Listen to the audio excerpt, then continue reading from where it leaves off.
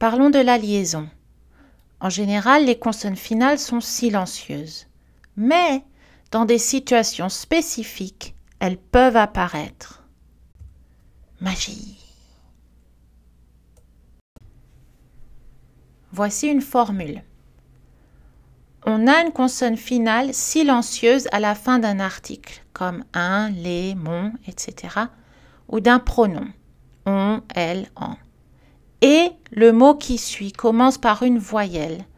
Alors, on prononce la consonne du mot un comme si c'était le premier son du mot deux. Exemple, mon ami, les enfants, elles étudient, on en a. C'est exactement comme le phénomène d'enchaînement qu'on avait étudié auparavant. La différence, c'est que les consonnes de liaison sont normalement silencieuses. Liaison ou pas liaison?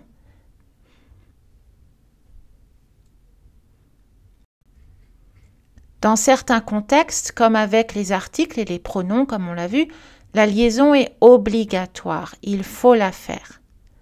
Dans d'autres contextes, la liaison est facultative, c'est-à-dire optionnelle. On la fait si on veut parler dans un style formel, mais pas dans une conversation informelle. Dans d'autres contextes, la liaison est interdite. Il ne faut jamais la faire. Pour savoir s'il y a liaison ou pas liaison, le plus facile est de mémoriser les cas fréquents de liaison obligatoire. Dans toute autre situation, vous n'aurez probablement pas besoin de faire la liaison.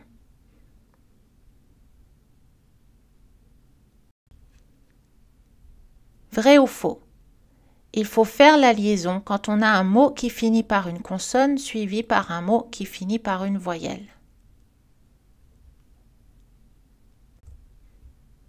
Voici les formules à mémoriser. Quand les types de mots suivants sont suivis par une voyelle, la consonne de liaison est prononcée obligatoirement. 1. Après un article. 2. Après un pronom.